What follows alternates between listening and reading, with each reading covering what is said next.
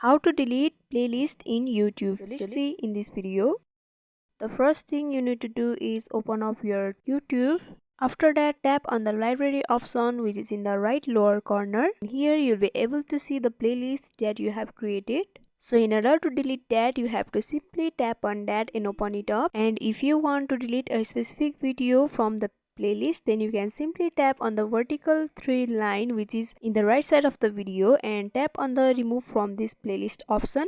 If you want to delete the whole playlist, then you can simply tap on the 3 dotted vertical line which is in the right upper corner and select on delete option. After that, go back and refresh, and here you can finally see the playlist is deleted.